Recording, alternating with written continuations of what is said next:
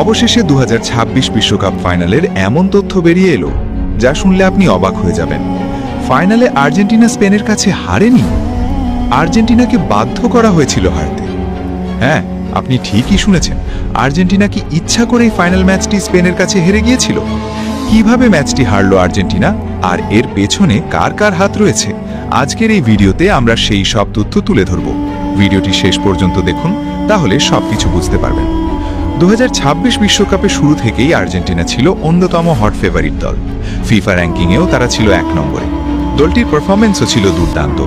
Group পর্ব থেকে শুরু করে নকআউট, প্রতিটি ম্যাচেই আর্জেন্টিনা দেখিয়েছিল তাদের লড়াকু মানসিকতা, আত্মবিশ্বাস এবং চ্যাম্পিয়ন সুলভ ফুটবল। বিশেষ করে বড় বড় প্রতিপক্ষকে হারিয়ে তারা যখন সেমিফাইনালে পৌঁছায়, তখন অনেকেই ধরে নিয়েছিলেন এই বিশ্বকাপও হয়তো মেসিদের হাতেই উঠতে যাচ্ছে। কিন্তু সেমিফাইনালে ওঠার পর ঘটনা প্রবাহ অন্যদিকে মোড় নেয়। যখন আর্জেন্টিনা ইংল্যান্ডকে হারিয়ে ফাইনালে ওঠে, ম্যাচ শেষে স্টেডিয়াম থেকে আর্জেন্টিনার খেলোয়াড়দের দিকে একটি ব্যানার ছুড়ে মারা হয়।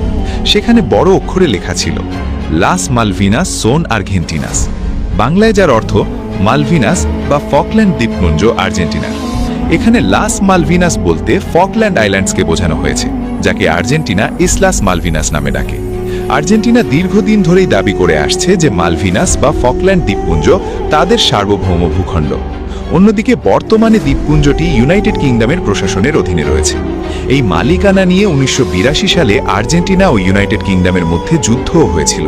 তাই এই ব্যানারটি শুধুমাত্র একটি লেখা নয়, বরং বহু বছরের রাজনৈতিক ও ঐতিহাসিক বিরোধের প্রতীক। আর এখান থেকেই শুরু হয়েছে দ্বন্দ্ব। ইউনাইটেড কিংডমের প্রেসিডেন্ট ডোনাল্ড ট্রাম্পকে বলেন, খেলার মধ্যে কেন রাজনীতি আসবে?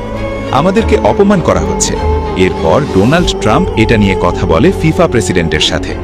এরপর ফিফা প্রেসিডেন্ট কথা বলে আর্জেন্টিনার প্রেসিডেন্টের সাথে। ফিফা প্রেসিডেন্ট বলে, ওই ব্যানার যে প্লেয়ার ধরেছে তাদেরকে 10 বছরের জন্য ইউরোপের ভিসা বাতিল করা হবে, এবং কি আর্জেন্টিনাকে 2030 সাল এবং 2034 সাল এই 2 বিশ্বকাপ থেকে বাদ দেওয়া হবে। তবে যদি তোমরা ম্যাচটা হারো তাহলে কোনো কথাই হবে না, আরও তোমাদেরকে টাকা দেওয়া হবে। তখন আর্জেন্টিনার প্রেসিডেন্ট আর্জেন্টিনার ড্রেসিং রুমের ল্যান্ডলাইন ফোন দিয়ে বলে, তোমরা যেভাবে পারো ম্যাচটা হারো, আমাদের কাপ দরকার নাই, তোমাদের জীবনের নিরাপত্তা রক্ষা করো। সেই কথোপকথনের পর আর্জেন্টিনার খেলোয়াড়দের মানসিক অবস্থার পরিবর্তন হয়। এই কারণেই মাঠে নামার আগে লিওনেল মেসিকে বলতে শোনা যায়, তোমরা শান্ত হও, যা হয়েছে ভুলে যাও, এখন শুধু খেলায় মনোযোগ দাও। আর শেষ পর্যন্ত ফাইনাল ম্যাচে বাধ্য হয়ে স্পেনের গোলে কোনো শট অন টার্গেট ছাড়াই 1-0 গোলে ম্যাচটা হেরে যায় আর্জেন্টিনা। সত্যি বলতে ডোনাল্ড ট্রাম্পের ক্ষমতা অনেক, যার কথায় রেড কার্ড উঠিয়ে নিয়েছিল ফিফা। ইউএসএ ভার্সেস বসনিয়া ম্যাচে ইউএসএর প্লেয়ার ফোলারিন বালোগন রেড কার্ড খায়। পরে ডোনাল্ড ট্রাম্পের একটা ফোনেই ফোলারিন বালোগনের রেড কার্ড উঠিয়ে নেওয়া হয় এবং সে বেলজিয়ামের সাথে ম্যাচ খেলে।